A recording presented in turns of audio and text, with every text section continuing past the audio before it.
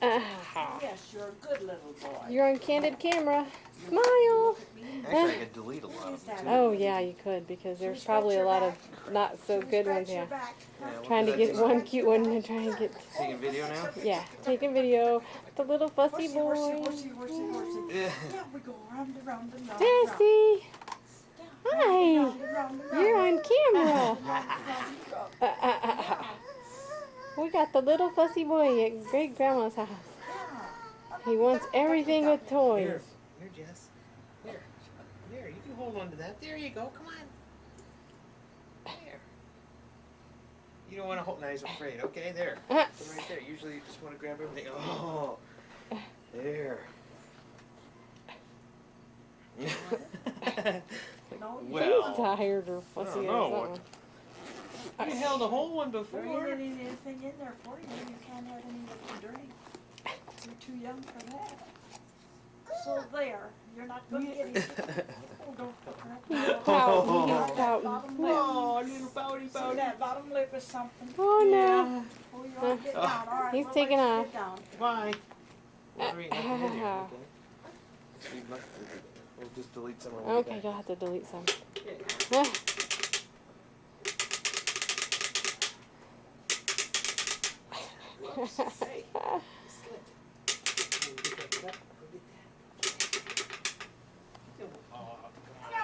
Let's take a walk. That's pretty. See what everybody's doing.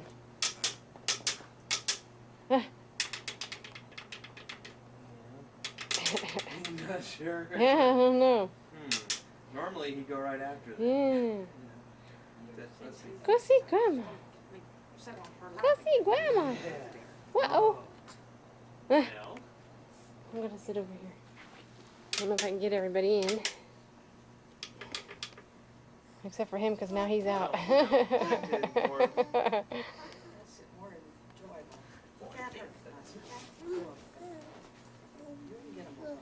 Are you going to come and get in the picture? Oh, well anyway, if there was anything you want done. There he goes. There he goes. Did you want cable put on that? No. Why not? Well, I got Jesse. Hey, your beer. Oh, no. Oh, that was a good save. Oh. Yay, there he goes. Hey, just go the other way. I want to see him go clear across the room. There he goes to Grandpa's stuff. Oh, no. Oh, hey, whoa. Ah.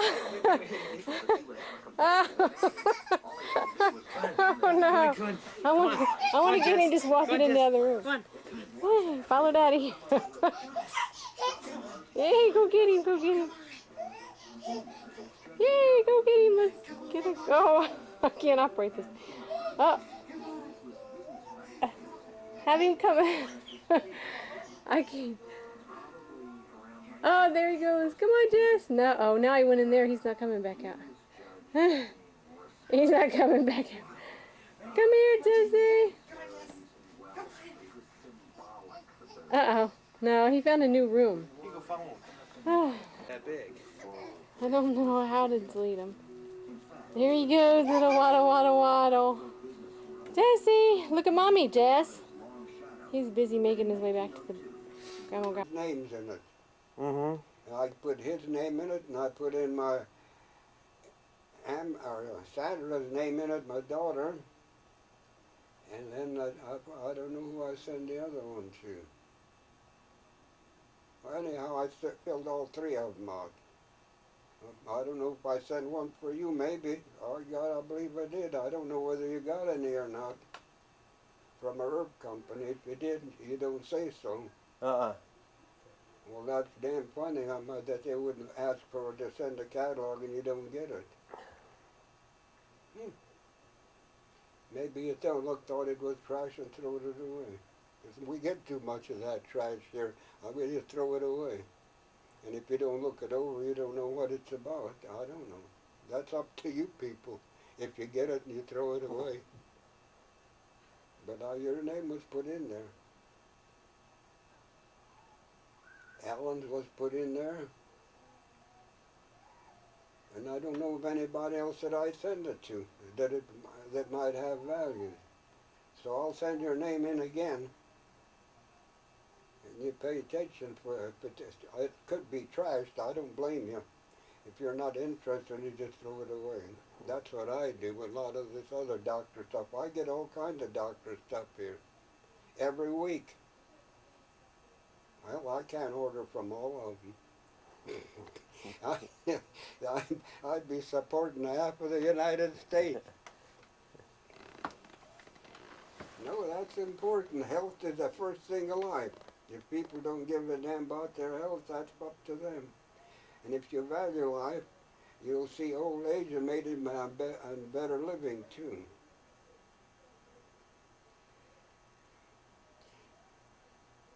Old age ain't just good, lucky living. It's using some judgment behind it. And those that are lucky enough done the right thing. But alcohol is a danger. That's for damn sure. Too much alcohol every day is no good. Your liver's going to suffer. And I don't know, and the liver is one of the first things that suffer from alcohol. Petrified liver. And once you get that, there's no cure. Then on the other hand, you can get petrified liver without alcohol. My dad wasn't an alcohol drinker, yet he had liver trouble. He died of liver cancer. I know why he died of it. Hell, he wouldn't eat good food. White bread and butter and coffee, that ain't good food. And how many years he lived on such damn junk? I told him one time I was young about the physical culture of these herbs. My mother answered me, oh, we know all about that. Well, I figure if you're so damn smart, you know all about it. That's enough for this. And I never did see a damn thing about health. They ever got it through the mail. I don't know where they learned, where she learned it. She didn't learn nothing. Even mothers can be dumb. Yeah, but she lived to be 91, and I know why she lived to be 91 too. She ate things that my dad never touched. She liked all kind of spicy stuff and vegetables. She'd cook her own that she'd eat. A lot of times I killed jackrabbit. I wouldn't eat it. The way she made it was full of spices and burnt flour, like gravy like. And she lived on a lot of that stuff and vegetables. And by God, she made 91 though. And she didn't know why. I could see it now. I know why. But my dad, coffee and bread and jelly and butter. That was he thought that was lifeblood. It is to a young age. I'd hate to think I had to live on just that. I drink coffee, but by God, I don't make that my main meal. White bread, I haven't eaten white bread for years. I see that my wife buys me dark stuff with some wheat in it. Yeah. White bread is nothing but starch. And hell, you can have all the starch you want in food.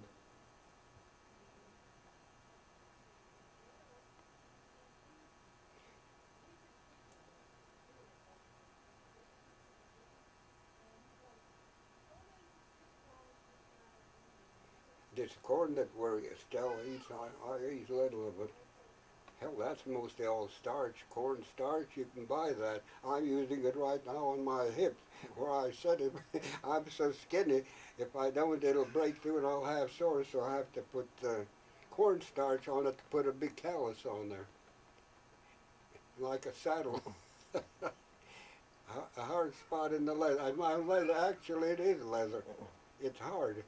What I'm sitting on, the bone would rub right through and I'd have sores there, and that keeps it from getting sore. Cornstarch.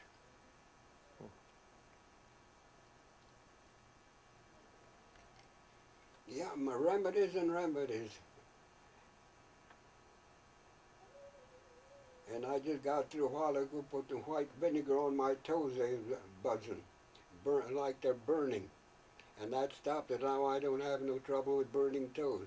That's what a white vinegar can do. The acid, acetic acid. And then sometimes I use camphor ointment put out by the Watkins Company. That'd be a good line to sell. That's a good company. My mother used to buy that from a man that traveled with a team and horses and a kind of a box. I call it a box. He had the supplies in it, and he could stand up in it on a horse and buggy. Way back when I was little, and this company's still in business. Watkins, you ever heard of it? Oh yeah. Take the agency for it. Maybe if in your neighborhood, and do a little advertising, you can make some extra money at home. They'd go out to the farm. Huh? They'd go out to the farm. He would drive his horses out to the farm. Watkins. Oh yeah, years ago, they covered the country. He drove with a horse and buggy and delivered the goods right there.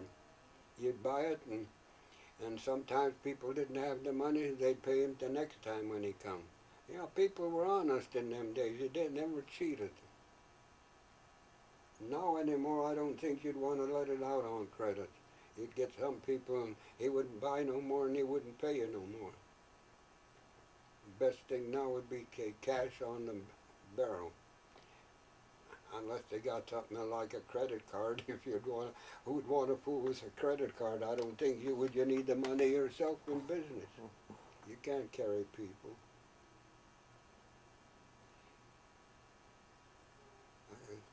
The credit cards put the American people in debt. You know what the latest I just read? How the people in the United States, how many trillion they're in debt? About over $7.5 trillion. They're in deeper in debt than the government. And the government is something between 5 and 6 trillion. So figure out, are the American people as a rule maybe some bankrupt? Myself, if we had to take all the money what we got and we had to pay the debt off for the United States government, or the government, not for the people. It's the people's debt, not the government. The government is dead beat up in Washington. It's the people's money. We wouldn't have a hell of a lot left off of what we own. You'd have to sell it all. I don't know if it'd be something. I figured it up one day. Something over $50,000 a piece for one, and the two was around $100,000 to pay that debt. Well, figure it up. You can figure it yourself. What is it? What is the nation? 280 million or 180 million? 280. 280. So divide that into 5 trillion and see how you come out. Not just 5, but I think it's deeper now. I just figured 5. And you figured it up on the 7.5 trillion, that gets deeper. I think I figured it'd come to around 50-some thousand, or 40 or 50-some thousand, I'll forget exactly. That's real nice too, and the car hits the sun just right, and that looking glass hits me square in the eyes. You see that flash once in a while in my face? I like that. That's good for my eyesight. And I have to sit in the right place at the right time, I guess, too.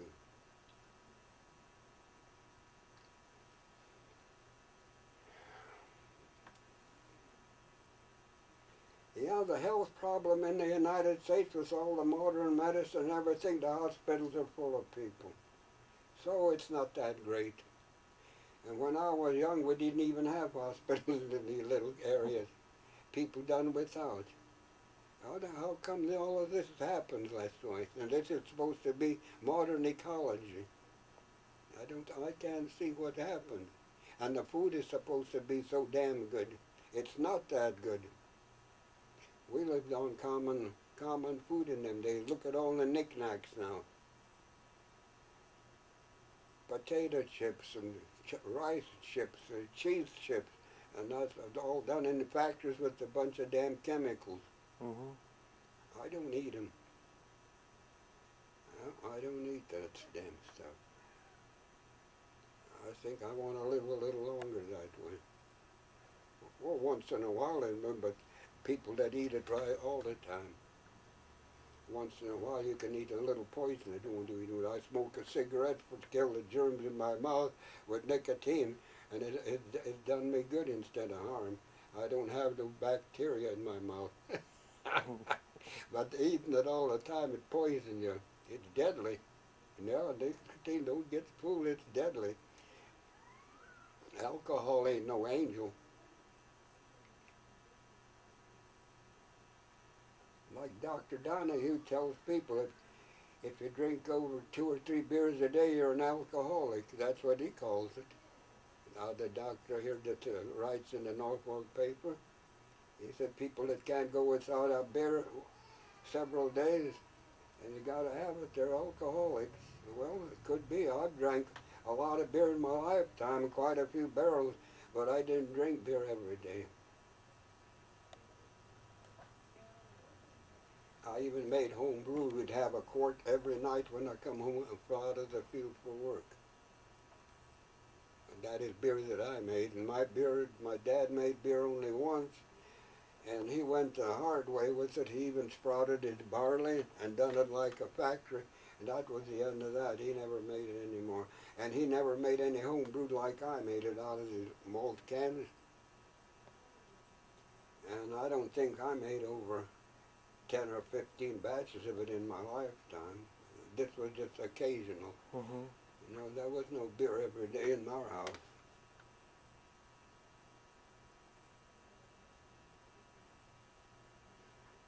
And when I was farming out there, I had beer, but there wasn't beer every day either, just now and then. So I never claimed to be an alcoholic. When I didn't have beer, I didn't crave it. But if you become an alcoholic, by God, you miss it and every day. Same way with cigarettes. Some people became habitual habitual smokers. I smoked maybe every day 1 or 2 or maybe 3. Even now I can smoke 1. I never was a habitual smoker. When I'm working, I never had a smoke. So that goes to show you just occasional. But if I had to have that damn cigarette in my mouth all day long, I'm a nicotine fiend. I realize that I examine my habits too. It ain't what other people do, it's my own. But I have to watch and take care of. And by God, it paid off.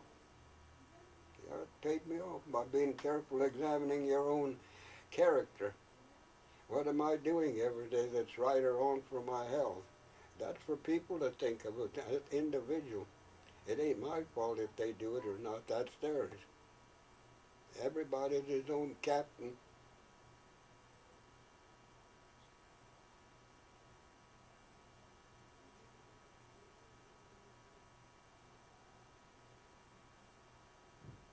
Yeah, the old soul, you're a captain of your soul. What you do for yourself, that's the results you get. And then they add that on, then you're the master of your fate. It's right. It's true. That's a part of life. Sometimes if you have time to spare, you look at your obituaries in your daily paper. You get daily paper. You examine them obituaries and then write down the ages of all of them and then divide it how many people there is into them ages, and you'll see what the average ages is.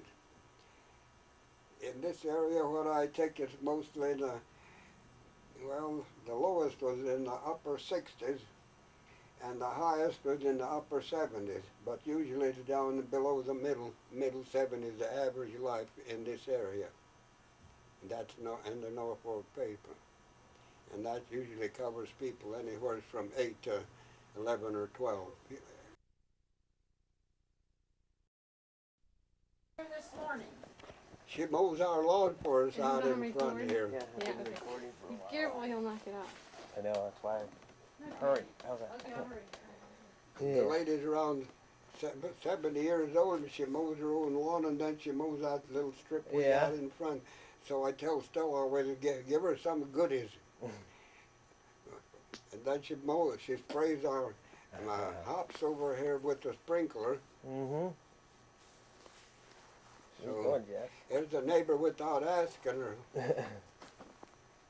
So when you got a neighbor like that, you got to respect them.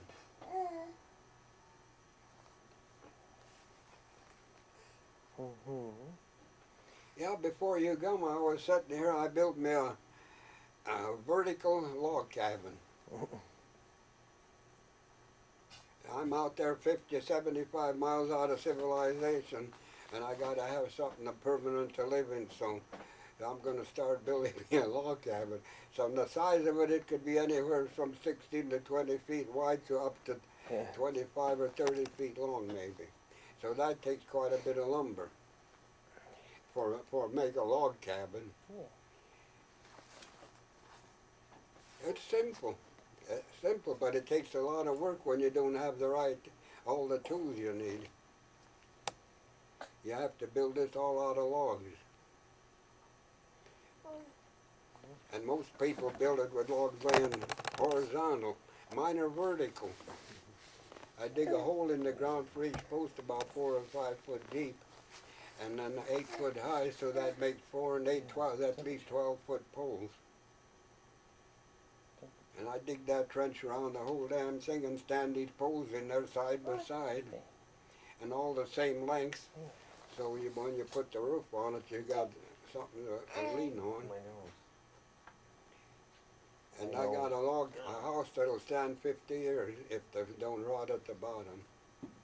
Here we go. We're gonna go outside and eat some graham crackers. Okay. Right. We're gonna get Hi. graham crackers. Say hi. Hi, Take him over Jesse. there. Shake your hand. Yeah. Shake your hand. Say hi. Papa. Shake it. Oh, You're no, getting no, Jesse. no. Get it closer. Next time. Next. Oh, hello. Here Oh, we go. he takes a good hold. He got a good Do you want to grip. get grab up? He got a good grip. Uh-huh. Mm-hmm. See, I'm gonna get you, Papa. I'm gonna get you. I'm gonna get you. Yay! Take him. Get him, get him. Get him, get him, get him. Oh, we're gonna get him. Get him. Yay! Yay, get him. Hi, guys. There we go. Hello. Get him. Hello. Yay! Yay! He looks at Mama and says, that's enough. You say bye? You wave bye? We're gonna go eat a Bye. graham cracker. Bye bye. Bye-bye. Yeah, bye, Desi. Bye. Bye, Papa. We're gonna go eat our crackers. Yay, outside where we won't make a mess. Uh-huh. Much easier out there for me.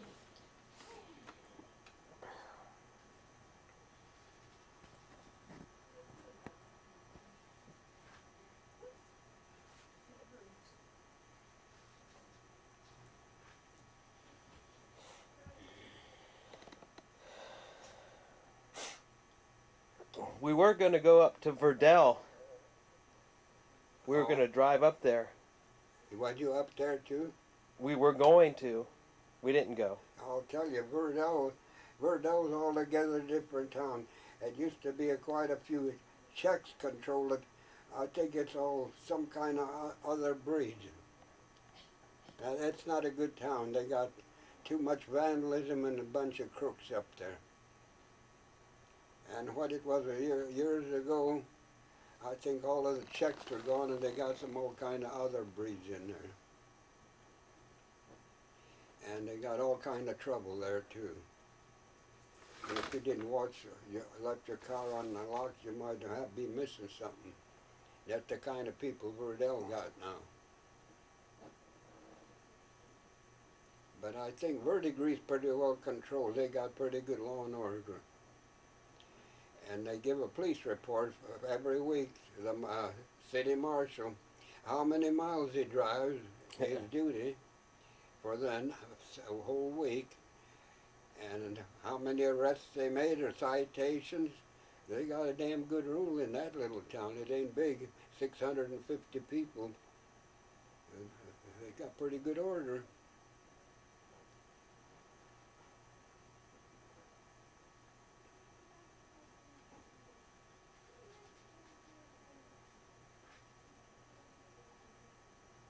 They had a buffalo feed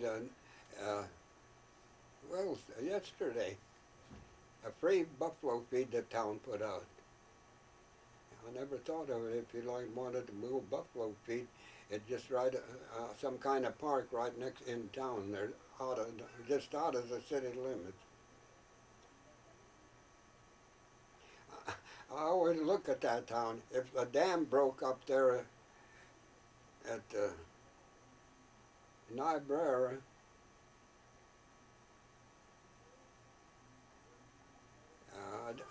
I don't think it would bother verdigris. Now, I don't know. Maybe the backwater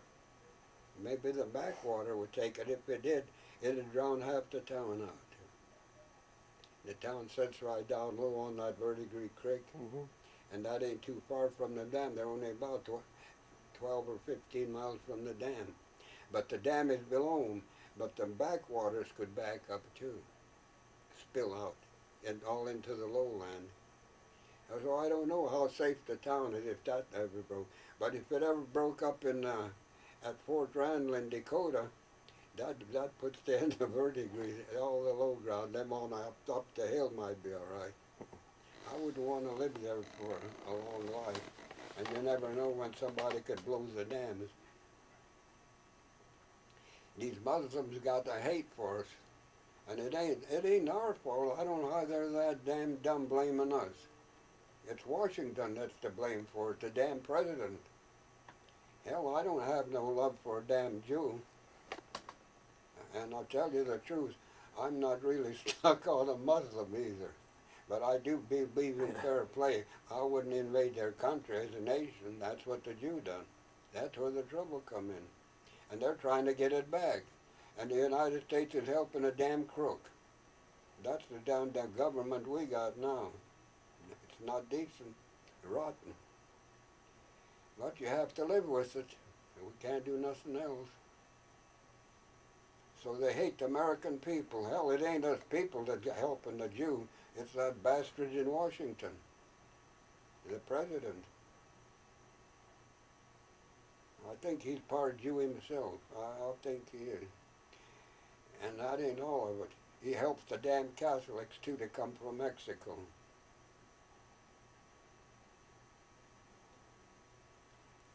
Damn Mexicans come, and I'll never get to talk with one, but if I was able to get around and he started talking Spanish, no speak them Spanish, that's what I'd answer him, like they answered American. No speak them English. I'd give it right smack in his face.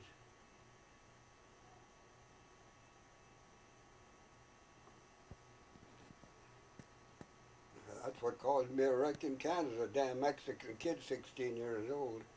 He didn't have headlights on and he ran right up through the intersection. He turned them on with a dim light before he hit me. Hell, that's too late. He was already practically hitting me.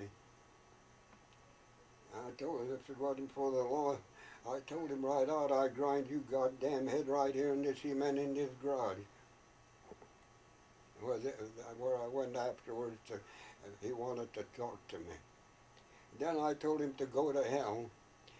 And they didn't know the crazy fool even hired a lawyer. He thought he's going to get money out of me. And the fellow that took us to the hospital, me and another fellow that rode with me, he said, if you get in a lawsuit, you call on me. I'll be at the trial. He said, I seen that bastard go by without any headlights, and he just got home, this fellow, from work. This is after midnight. Now, where he worked, I don't know. Maybe he worked at Boeing's too. I never did ask him. I should have given him a good tip, but when at the time I wasn't able to do it, I didn't have in a car anymore. The hind wheels, both of them, was that far out of line with the front. He hit me right in the motor mount. Good thing he hit it there. If he'd have hit it a little further in the middle, he might have killed the fellow for sure next to me on that side, where he hit me on the right side. And maybe both of us. And the damn fool's driving at high speed. You gotta know if the wheels are that far out of line, there's something wrong. That takes power. You bet that ain't done with 25 miles an hour. Probably 50, at least 50. So that much use right then and there for the Mexican. I suppose I'd have killed the bastard if it had been my way. Well, a damn snot, 16 years old, going to a Mexican doings in Wichita. That's what it was. He'd go on a celebration. And I don't even know what the date might have been, 4th of July. What year? Huh? What year? 1952.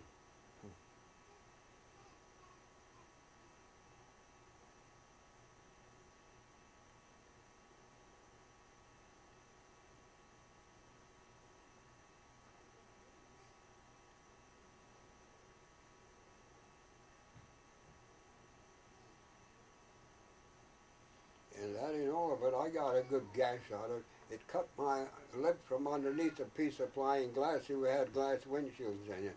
It cut my lip, I think it from underneath, and it cut an artery. The blood was squirting in my mouth, and I drank some of it, I guess. So I took my handkerchief out and put it over and closed the artery up till we got to the hospital. My overhaul was a big mass of blood up here, the bib. And in the hospital, the best I could do, I couldn't do nothing.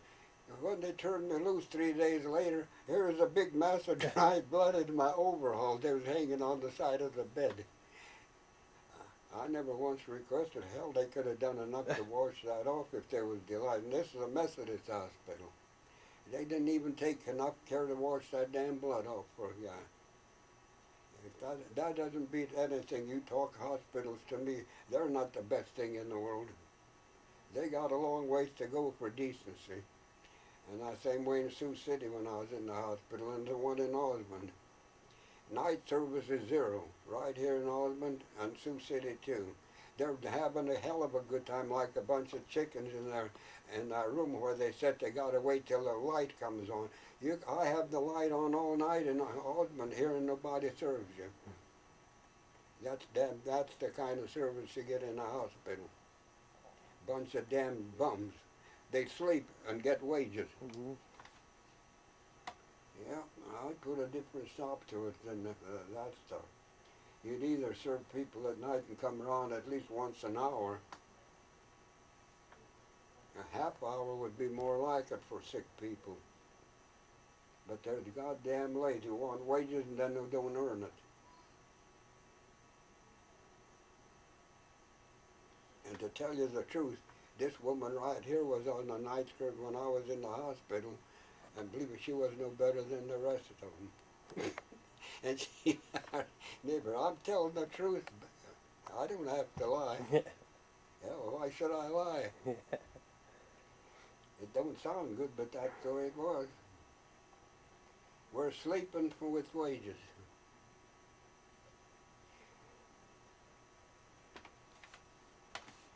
That way we can do our daily chores in the daytime too. We don't have to sleep in the daytime. Yeah, that's a good...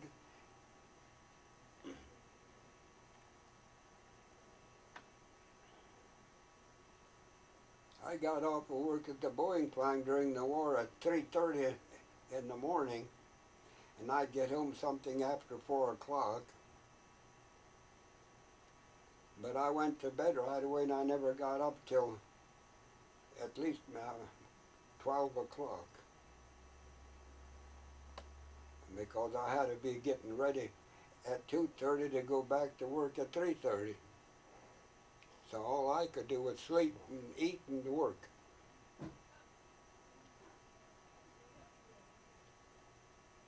How many hours? 12? 12-hour days? No, we didn't get no 12-hour day. I think we got 10, if I remember. Yeah, we got 10 there for a while. At first we had 8. They had 3 shifts. Then they went to 2. It was 10 hours, yeah.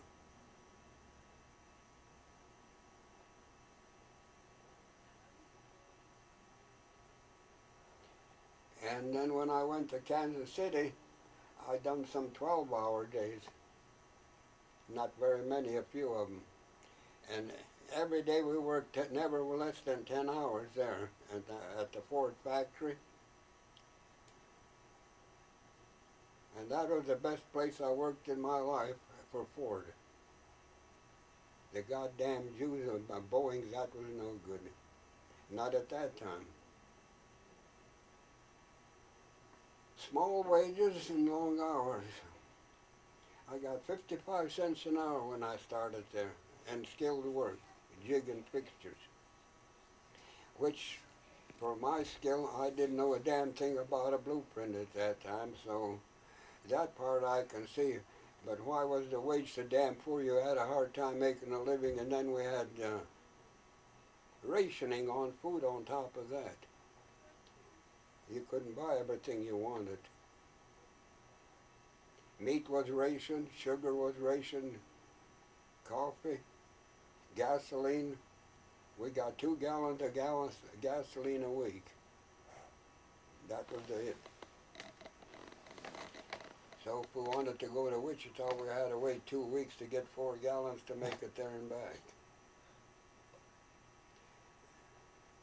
In the little town we lived in, all they had was just the main things, meat and potatoes.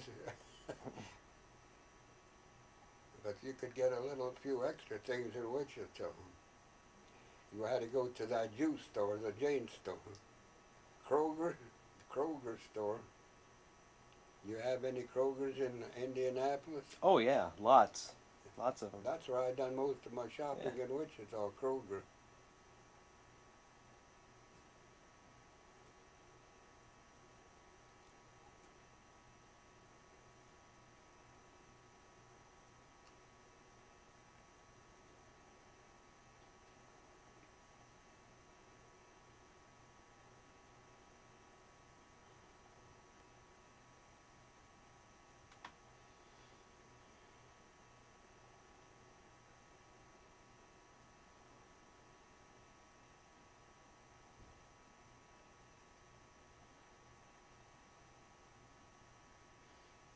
Yeah, going back to that trigonometry, like 6/8, 6/8, 10.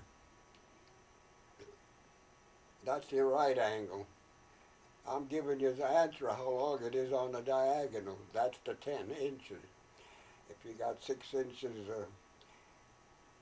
say on the 180-degree horizontal line, and 8 inches on the vertical line, the 90-degree line, and then you want the angular line, that's 10. So if you double that, 12, 16, the 20, and you keep going up, it always remain in the same category.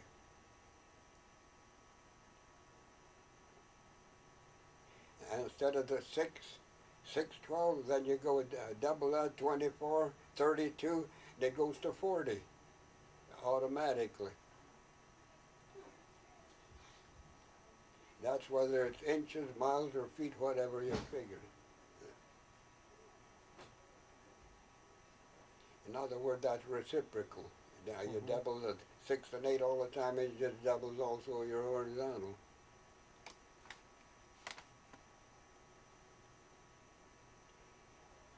Yeah, I get a lot of kick out of mathematics. I sit here a lot of days and think up some schemes that's not even in the book.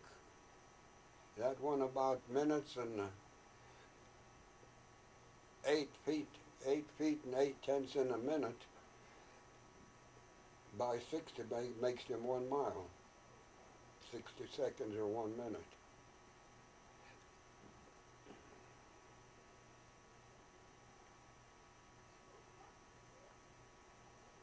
And then when you figure in the hours, that's automatic. Everybody knows that. And so many miles an hour.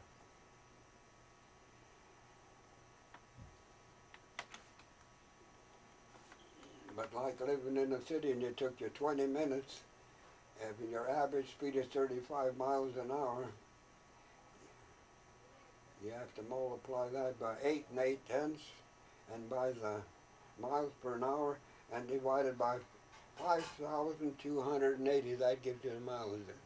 I left that out when I talked to you before, but you have to divide that the whole sum then by 5,280, and that has to do with how many thousands of feet you make. That's all it amounts to. Mm-hmm. How many feet you traveled.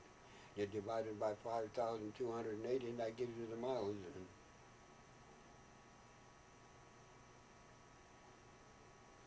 And I never seen that in the book anywhere. I just figured that one out myself, and it's true.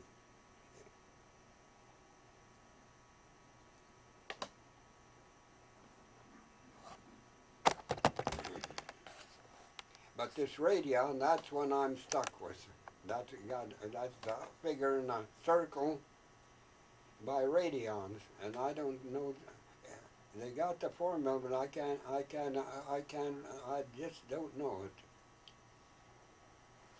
It takes somebody with better mathematics than I know. That's a new one. We know how many inches in a circle. You can divide them up yourself with 3,146. But when it comes to using a radian, to how many degrees, that's what I'd like to know. See if I could figure what 4 and 6 right angle would be by the radian. I haven't found a way to do it yet. Maybe there isn't any, I don't know. I tried different ways, I can't get an answer.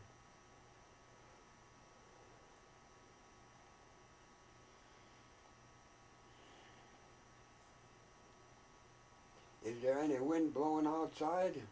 Yeah, a little bit, little breeze. Which way, south or north? It's I think it's blowing west. Huh? It's blowing from the west. Or from the north? I can't feel nothing here. We'd open the window. There's no use of opening it. We wouldn't get any draft. So the coolest we keep the house in the hot weather is until the house gets the same temperature as outside, then you can open them. It don't make no difference. Mm-hmm. But sometimes we're 10 degrees below outside. And I don't know what we got today. I can't tell. It's too dark in here. It's about the same. About the same? Yeah. So there wouldn't be no use to open the windows till after a while when it cools off in the evening, then open them. Mm-hmm. Then it cools off in here. Work what's called air conditioning the normal way, without mechanical devices. So I tell my wife always, you watch the temperatures in here and outside. When it's cooler in here than outside, leave them shut, because opening them you get warmer. And move the air a little bit with a fan, and that's the best you can do. And sweat is good. That keeps me cool. Yeah, I don't mind it. Yeah, when I got sweating, that little air movement, I feel cool. And then when you got a freezer out there freezing you from outside, that's a different story. You got icicles cooling you. But the air is no pressure. Everybody got it airtight in the house. You're breathing your own air back and forth. And when we open the doors and windows later, we get pure oxygen. We sleep with it in bed. Yeah, we sleep with pure oxygen. Fresh air. But when it gets cold, we close it up and we got plenty of oxygen in the cold air. Well, there's a system to it if you want to work it. It's the way we done it years ago. Windows is open and windows is shut. But sometimes you have poor ventilation in the house. If your window's on the south and the east, you was in good shape. You always got a little better air. And out in the desert country, I don't know how they live there. I never lived out in the desert. What you would do in the daytime, you stayed in the shade. And in the nighttime, you open things up and it doesn't get, well, Phoenix has got, they had 108 or 10 yesterday. And where Sandra lives, in Las Vegas, they're just a little bit cooler, but not much, a couple or 3 degrees. They're over 100 there today.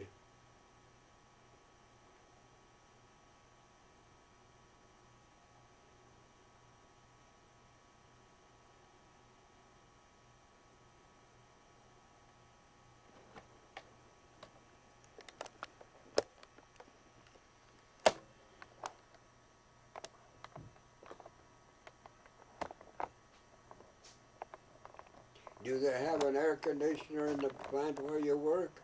Oh yeah. Think of me. I worked in the 2 factories. And I'm going way back into the, well, let's see, in Kansas City,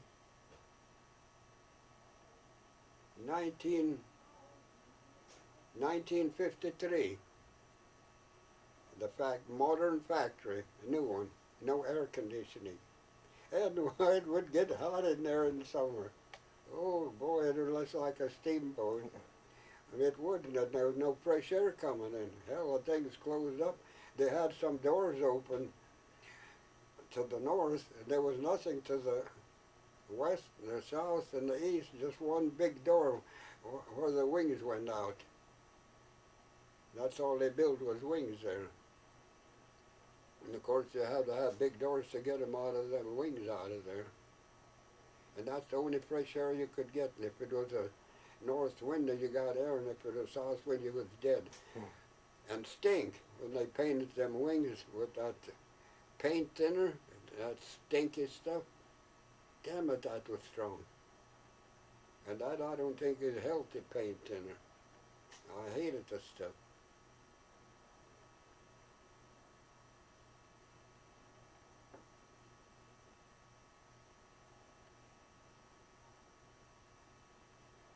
But I did have some entertainment when they had the big door open. I'd call it, there's a highway goes just north of it, about a quarter of a mile. So while I'm sitting there, I'm going to entertain myself. I count the cars for 1 minute, how many go through in a minute. Then I multiply that by 60 minutes in an hour, and I know how many cars would go by in an hour. Sometimes 500 in an hour would go by. It varied according to whatever the traffic was. So I had entertainment too while I'm working.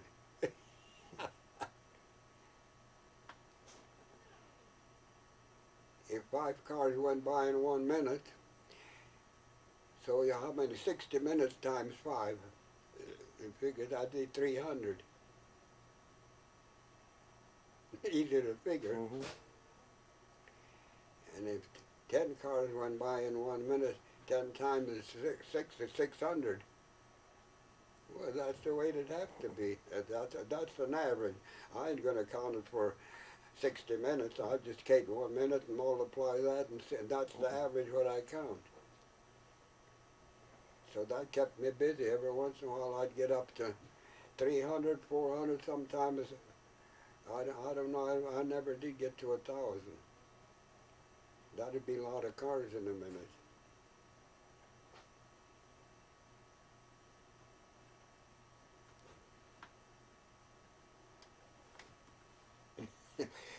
Talking about crashes,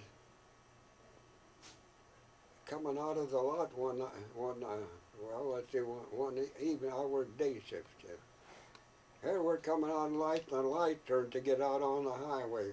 I'm stopped for it. Here a fella comes behind me and wham, into the back of my old Mercury. Well, I got insurance. I said, the hell with your insurance. You look at your own, don't worry about my Mercury. It didn't do no damage to me. He smashed his whole left fender went in and his headlight went out. I said, you take care of your own. Goodbye. You don't pay no damages for me because I haven't got any, and I'm going to not make you raise your insurance rates. You got enough trouble. So away I got that in the car, and away we went so we could clear the traffic behind us. I said, there's people want to go home too. Don't you look back there that if you'd have drove careful, you wouldn't have done this. And that was the end of that one. And then another one in Independence, Missouri. I'm parked up to the curb, and I just get out of the car, and here comes a fella to parking ahead of me. And he didn't got brains enough. He catches a hold of my fender on the end, and that's the old Mercury again. Oh, I got insurance, and I looked at mine, and I don't see anything tore loose on the bumper.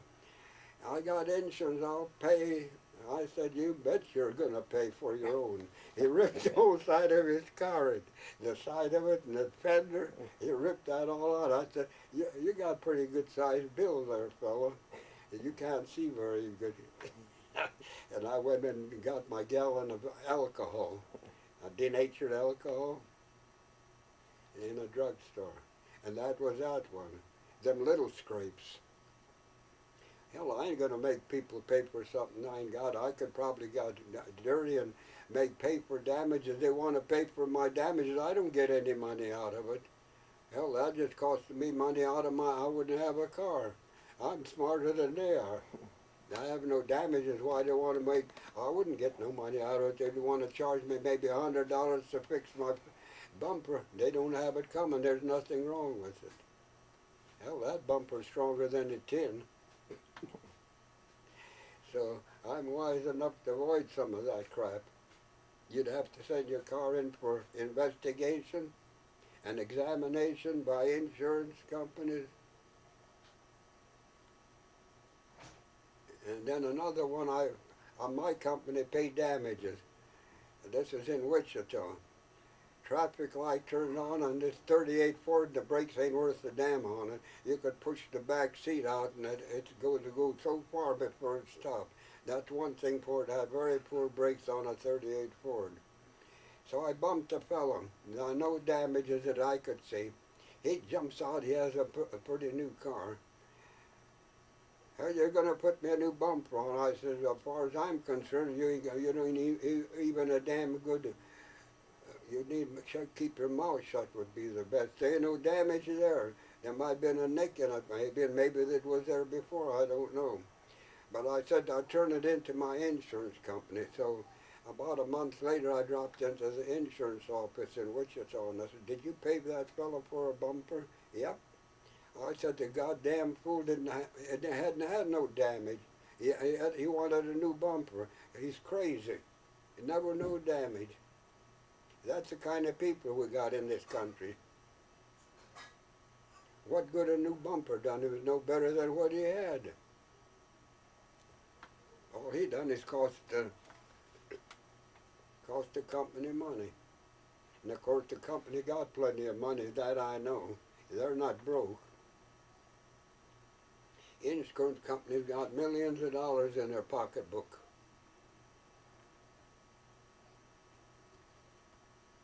So that's what some of the rampages I went through, Troy. People that didn't deserve it and they got it. And people that wanted to pay me and didn't get I didn't get nothing. I could have a new bumper too. What the hell would I want with a new bumper? The one's good on the car, and I get to use the car every day. And if I send it in to have it fixed, I'm a lost time on my own and gain nothing. There's a way to figure things. The honest and decent way and a crooked way. If you could make some $1 million out of it, I might consider it. But when I can't make nothing out of it, why would I want to make a charge on it? But times are different now. If you scratch somebody's paint on a car, they can charge you $100.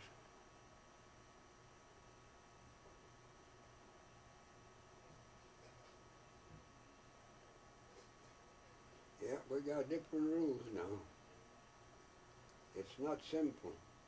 And in my early years, we didn't even know what insurance was on a car. There was no such thing.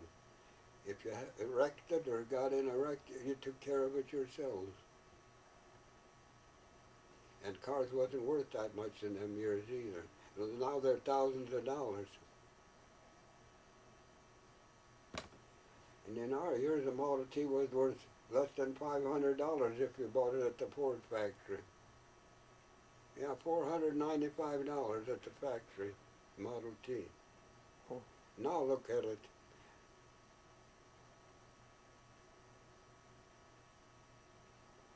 $100 if you want a first-class tire, $100 tire, and I don't know what a wheel costs, at least $50. 4 wheels would cost the price of a Model T then.